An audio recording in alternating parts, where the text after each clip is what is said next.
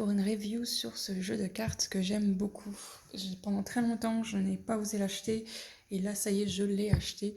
C'est la Sagesse d'Avalon. Oups, désolée. Donc, un très joli jeu. C'est de Colette Baron-Reid. J'espère que je le prononce bien. Donc, qui est à 22 €.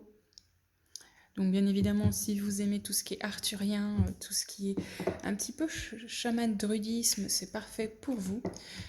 L'intérieur de la boîte est violette, hein, ça va bien avec la jolie petite prêtresse. Donc le petit fascicule, tout simple. Donc avec la table des matières qui vont... Alors dans ce jeu, on vous montre, on vous dit comment bénir les cartes. Il y a tout un petit laïus à faire, symbolisme. Bon, alors c'est juste là. Ouais. Il y a le début de l'autre côté, mais voilà, soyez bénis. C'est pour bénir donc les cartes qui est assez important. C'est mieux le faire à la pleine lune, mais vous pouvez le faire en dehors si vous avez assez d'énergie à leur transmettre. C'est des cartes qui sont assez jeux, donc là on vous explique un peu les tirages, le but de ce jeu. Donc il y a des exemples et tout ça. On vous donne même des exemples par rapport au tirage. Si vous ne connaissez pas du tout comment tirer un oracle, je pense que c'est un jeu qui pourrait être sympathique à avoir. Donc là, on vous explique le tirage à 3 cartes, etc. etc. Et après, on vous explique les cartes à chaque fois, ce qu'elles associent ou pas. Par contre, ce qu'elles veulent dire, les cartes, moi, je m'en sers pas. J'ai essayé, mais ça ne me correspond pas en faisant le tirage. J'ai plus d'intuition, j'ai plus de flash, j'ai plus en travaillant sur les cartes sans avoir à faire au petit fascicule. Mais je pense que ça peut aider certains, surtout au début. Ça peut donner un petit quelque chose, mais c'est pas une obligation sur ce jeu-là. Voilà. Donc, vous voyez, il y a même la photo de cette chère Colette. Donc, je vais vous montrer un peu plus sur ce jeu. Comme vous pouvez voir, le dos de la carte, c'est le Graal. Hein. On est vraiment sur tout ce qui est arthurien. Et un truc que j'aime beaucoup. Bon, bah, en clair, elle voulait absolument que je vous montre à quoi elles ressemblent. Hein. Elles sont très caractérielles, je trouve. Elles sont puissantes. C'est un peu comme le Béline. C'est pas un jeu de cartes que je vais partager avec d'autres. Parce qu'elles ont leur caractère, elles ont une puissance.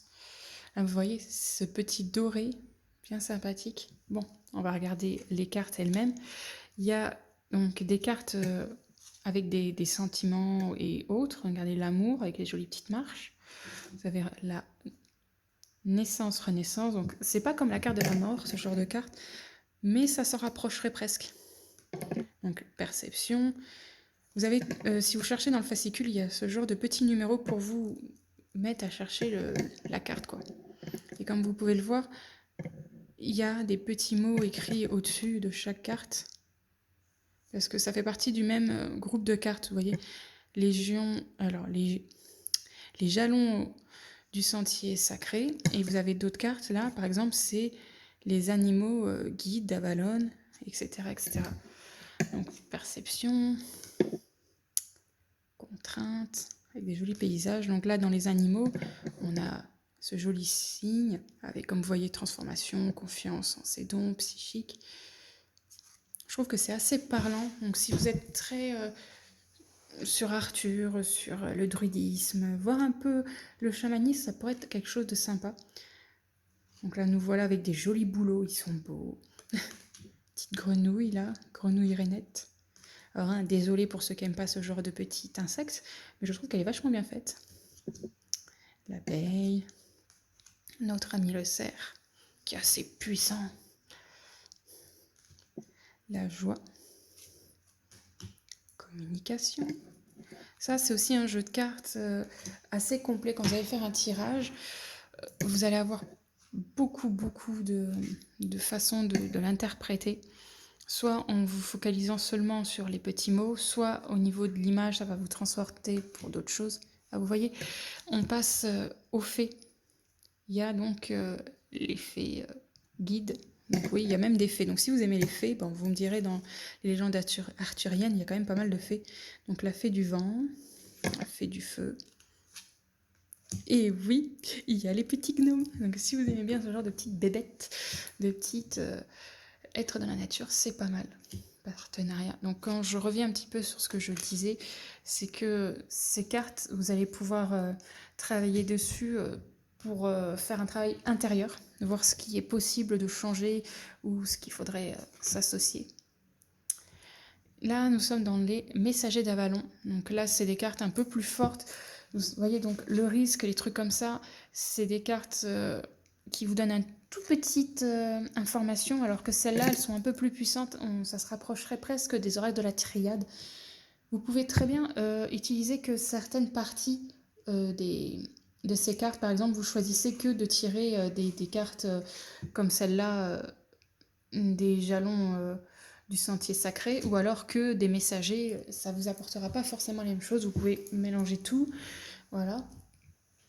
Mais ouais, ça peut vous faire travailler vachement sur vous-même, sur ce que vous devez donc modifier, ou sur quoi vous devez vous pencher, sur ce qui va se passer dans votre vie, dans le futur. Ça vous fait vraiment travailler de l'intérieur. Elles sont très justes et elles ont une puissance. C'est vraiment pas un jeu de cartes que je pourrais partager comme l'oracle des petits anges, des trucs comme ça. Ça, c'est quelque chose que je pourrais faire tirer aux gens. Mais celle-là, c'est moi qui les tire et personne d'autre ne les touchera.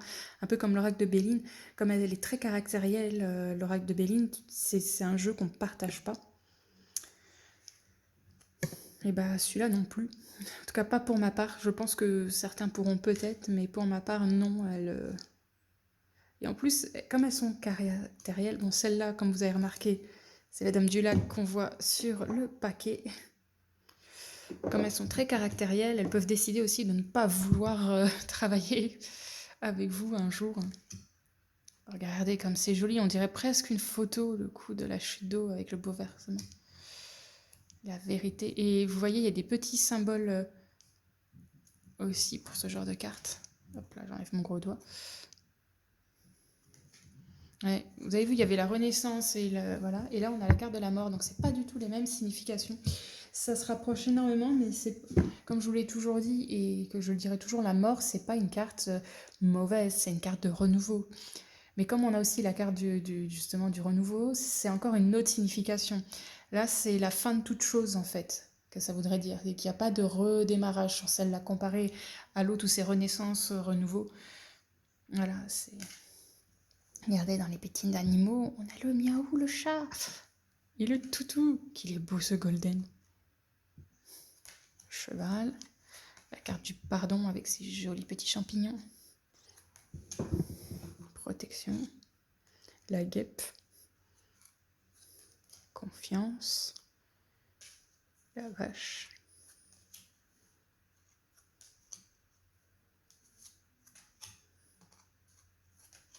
Le dragon, j'adore là, comme il est beau ce dragon.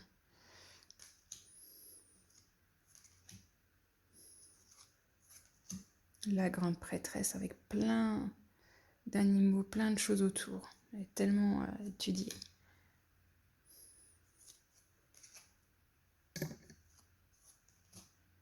Comme je dirais, c'est un jeu de cartes qui est assez masculin au niveau des énergies. Mais en même temps, il y a ce petit côté doux. C'est pas un masculin rentre dedans, quoi. Regardez. Non mais Merlin. Je crois que c'est ma carte favorite, Merlin. La puissance qu'elle rejette avec le dragon et tout, c'est... Ouais, non, Vous avez l'aigle aussi et le corbeau. Donc je trouve vraiment que c'est un jeu qui est sympa. On peut l'utiliser en premier jeu de cartes, mais il faudra le travailler un petit moment avant de pouvoir l'utiliser, je pense. Parce que ça ne sera pas non plus le jeu de cartes doudou, comme je pourrais dire. C'est le jeu de cartes que tu débutes, t'as déjà...